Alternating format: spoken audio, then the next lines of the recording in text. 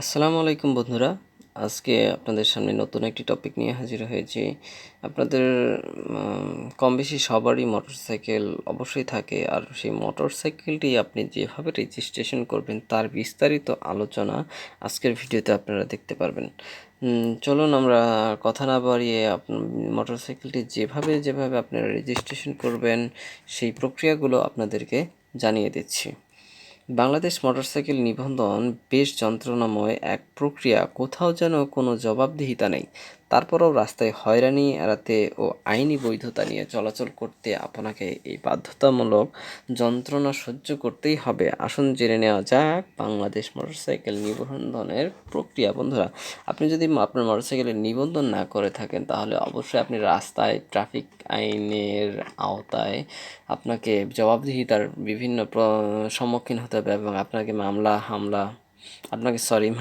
মামলা তো আছেই, তার সাথে আপনাকে জরিমানাও দিতে হবে। আর আপনি তো অবশ্যই জানেন যে বাংলাদেশে এই অবস্থাটা কী পর্যায়ে চলে গেছে।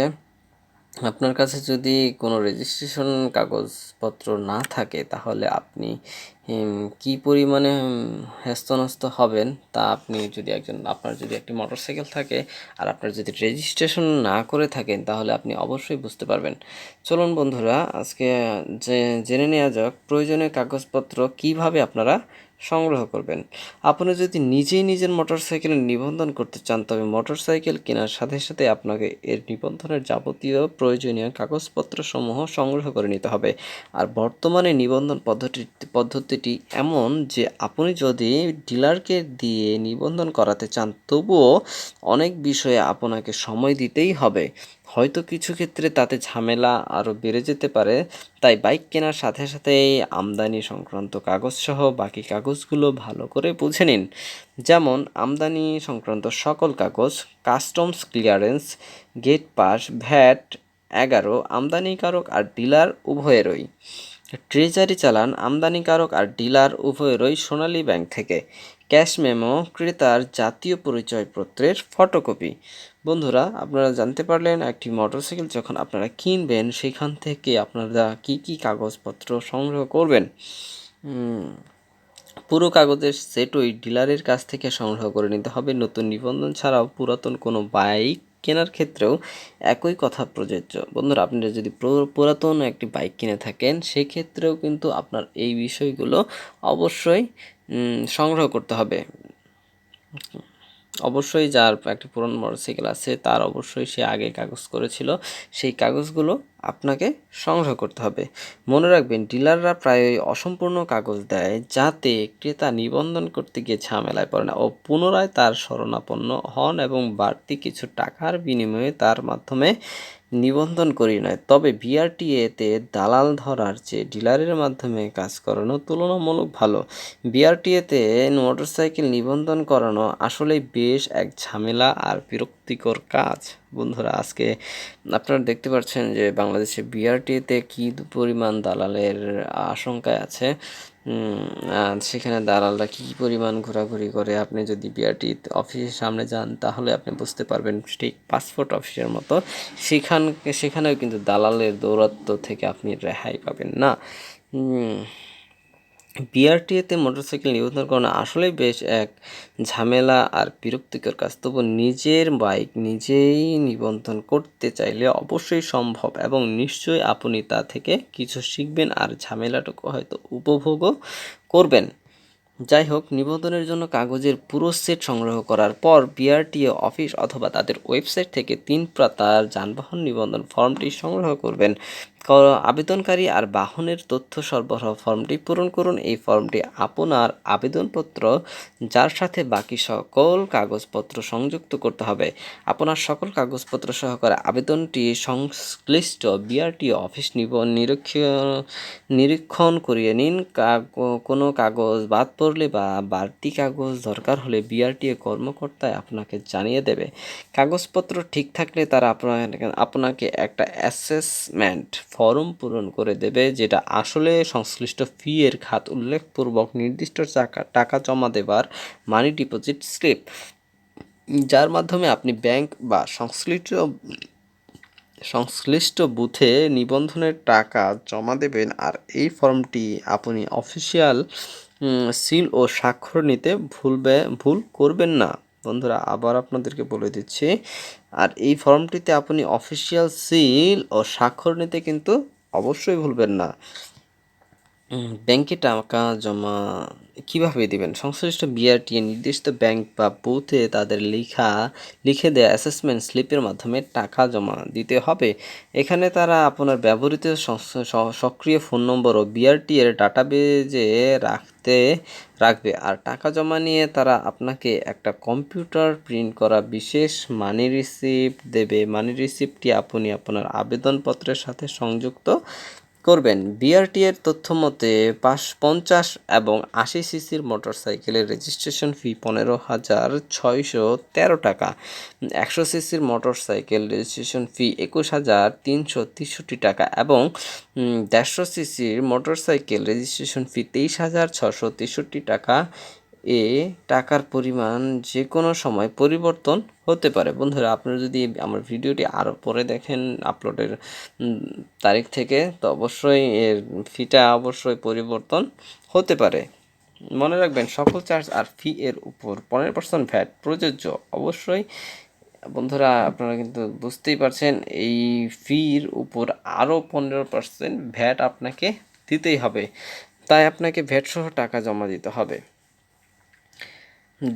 www.prta.gov.bd/cal এই লিঙ্কের মাধ্যমে আপনার মোটরসাইকেলের উপর প্রযোজ্য ফি আর চার্জসমূহ সহজেই গণনা করে নিতে পারেন। তবে এই চার্জসমূহ বিআরটিএ কর্মকর্তারাই আপনার অ্যাসেসমেন্ট স্লিপে লিখে দেবে, সে অনুযায়ী ব্যাংকে জমা দিন। আবেদনপত্রটি বিআরটিএতে জমা দিন। ব্যাংকে টাকা জমা দিয়ে জমা রসিদ আপনার আবেদনপত্রটি বিআরটিএতে নিবন্ধন ডেস্কে জমা দিন।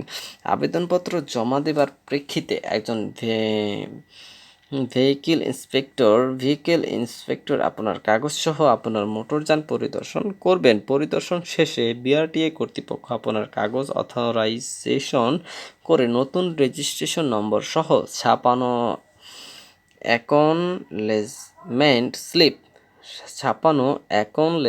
স্লিপ, ফিটনেস আর ট্যাক্স টোকেন দেবে। এ পর্যায়ে আপনার পরিচিতির সাথে আপনার সক্রিয় মোবাইল নম্বর দিতে ভুল করবেন না, কিন্তু এটা অত্যন্ত গুরুত্বপূর্ণ। বন্ধুরা এই কাগজের সাথে আপনার সচল যে ফোনটি আছে সেটির নাম্বারটি দিবেন। উল্লিখিত কাগজসমূহ পাওয়ার পর আইনত আপনি রাস্তায় আপনার মোটরসাইকেল বের করতে পারবেন। তবে আপনাকে ডিজিটাল ব্লু বুক আর নম্বর প্লেট পাবার বাকি প্রক্রিয়া সম্পূর্ণ করতেই হবে। বন্ধুরা চলুন ডিজিটাল ব্লু বুক ও নম্বর প্লেট কীভাবে সংগ্রহ করবেন সেটা জেনে নেই। অ্যাকনলেজমেন্ট স্লিপ, ফিটনেস আর ট্যাক্স টোকেন পাওয়ার পর আপনার প্রদানকৃত মোবাইল নম্বরে তার পরপরই বা নির্দিষ্ট সময়ে বায়োমেট্রিক আইডেন্টিটি তথা ছবি, হাতের ছাপ ও স্বাক্ষর সংগ্রহের জন্য বিশেষ মেসেজ আসবে। মেসেজের নির্দেশিত সময়ে বিআরটিএতে উপস্থিত হয়ে আপনার বায়োমেট্রিক তথ্যসমূহ প্রদান করুন। নিবন্ধন প্রক্রিয়া মোটামুটি শেষ, এখন অপেক্ষা করুন। বায়োমেট্রিক আইডেন্টিটি দেবার পর অপেক্ষা করতে হবে বিআরটিএর পরবর্তী মেসেজের জন্য, আর তাই প্রদানকৃত মোবাইলটি সক্রিয় রাখুন। এক্ষেত্রে আবেদনকারী সাধারণত মাসখানেকের মধ্যেই দিন তারিখ সহ মেসেজ দেওয়া হয়। মেসেজ পাবার পর সংশ্লিষ্ট বিআরটিএ হতে আপনার ব্লু বুক আর নম্বর প্লেট সংগ্রহ করুন। পুরাতন নিবন্ধনকৃত মোটরসাইকেলের ক্ষেত্রে সম্প্রতি সরকারি ঘোষণা মতে আগামী 1 জানুয়ারি হতে পুরাতন নিবন্ধনকৃত মোটরসাইকেল যাদের RFID ডিজিটাল নম্বর প্লেট নেই তারাও আর পথে নামতে পারবেন না। সুতরাং তাদেরও RFID ডিজিটাল নম্বর প্লেট ও স্মার্ট কার্ড নিবন্ধনের জন্য আবেদন করতে হবে। এই জন্য নিচের ধাপসমূহ অনুসরণ করতে হবে। বন্ধুরা, এই নিচের ধাপসমূহ যে আছে এগুলো সম্পর্কে আপনি একটু জেনে নিন। বিআরটিএ হতে একটি assessment slip, money deposit slip সংগ্রহ করুন ও বর্তমান ব্লু বুক অনুযায়ী মোটরসাইকেলের মালিক ও সংশ্লিষ্ট মোটরসাইকেলের তথ্য দিয়ে সেটা পূরণ করুন। অ্যাসেসমেন্ট স্লিপটি বিআরটিএ কর্মকর্তার কাছ থেকে সংশ্লিষ্ট ফি ও চার্জসমূহ বসিয়ে নিন, তার সিল ও স্বাক্ষর সংগ্রহ করুন। অবশ্যই তার সিল ও স্বাক্ষরটি আপনার স্লিপটি আছে সেখানে সংগ্রহ করতে হবে। এরপর নির্দিষ্ট ব্যাংক অ্যাসেসমেন্ট স্লিপ সহ টাকা জমা দিন। সেখানে আপনার একটি সক্রিয় মোবাইল নম্বর প্রদান করতে হবে। সেখানে কিন্তু আপনার অবশ্যই একটি সক্রিয় মোবাইল যেটি আপনি বর্তমানে চালাচ্ছেন সেই সেই নম্বরটি প্রদান করতে হবে। ব্যাংক একটি কম্পিউটার প্রিন্ট করা মানি রিসিপ্ট দেবে। মানি রিসিপ্ট ও বিআরটিএ পূরণকৃত স্লিপ সহ পুরাতন ব্লু বুকের একটি কপি বিআরটিএতে জমা দিন। কিছুদিনের মধ্যেই আপনার প্রদানকৃত মোবাইল নম্বরে বায়োমেট্রিক আইডেন্টিটি তথা ছবি, হাতের ছাপ ও স্বাক্ষর দেওয়ার জন্য মেসেজ আসবে। মেসেজে নির্দেশিত দিনে বিআরটিএতে বায়োমেট্রিক তথ্যসমূহ প্রদান করতে হবে। কিছুদিনের মধ্যে আপনার ডিজিটাল নম্বর প্লেট আর স্মার্ট রেজিস্ট্রেশন কার্ড প্রস্তুত হলে আবার বিআরটিএ আপনাকে দিন তারিখ সহ তা সংগ্রহের জন্য মেসেজ পাঠাবে। সংশ্লিষ্ট অফিসে আপনার মোটরসাইকেল, পুরাতন ব্লু বুকের কপি আর মানি ডিপোজিট স্লিপ সহ উপস্থিত হয়ে আপনার নতুন এফআইডি নম্বর প্লেট ও স্মার্ট নিবন্ধন কার্ড সংগ্রহ করতে হবে।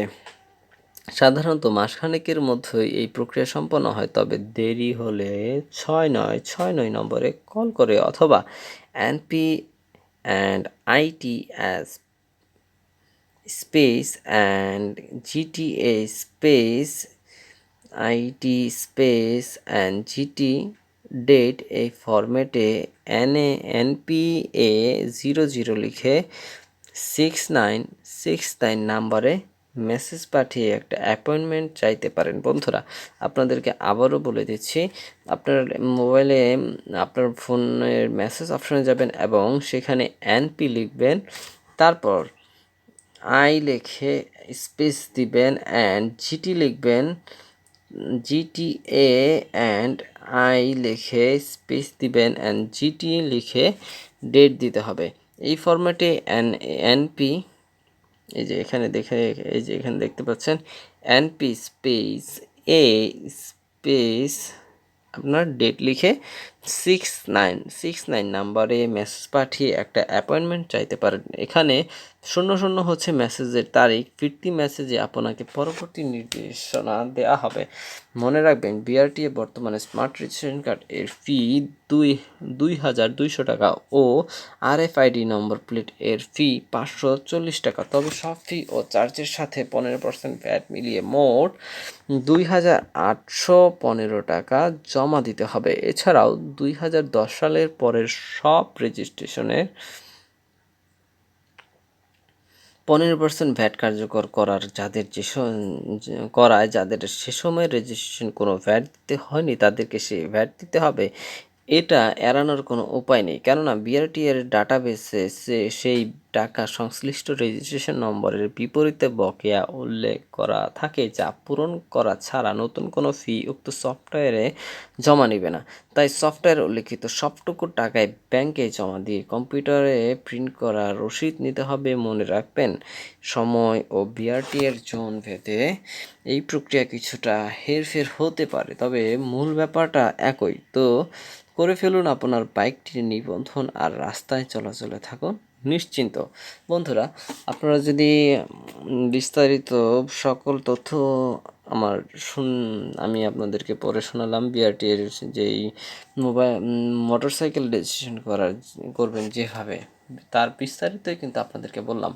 আর এর যদি আপনি দালালের মাধ্যমে করাতে চান সেটা হলো ভিন্ন ব্যাপার। আর আপনি যদি আপনি যদি এই কাজগুলো করে থাকেন, তবে আপনাদেরকে আমি এই ভিডিওতে যাবতীয় তথ্য প্রদান করলাম। আপনারা যদি এই তথ্য মতে কাজ করেন তবে অবশ্যই আপনার মোটরসাইকেলটি রেজিস্ট্রেশন করতে পারবেন। বন্ধুরা, আপনাদেরকে অবশ্যই বলবো আপনারা যেন কোনো দালালের খপ্পরে না পড়েন এবং আপনার সর্বস্ব হারিয়ে মাথায় হাত না দিয়ে বসেন। ধন্যবাদ বন্ধুরা। আমাদের ভিডিওটি যদি ভালো লাগে আমাদের চ্যানেলটি সাবস্ক্রাইব করবেন এবং অবশ্যই লাইক কমেন্ট দিয়ে আমাদের পাশেই থাকবেন। আসসালামু আলাইকুম। ধন্যবাদ।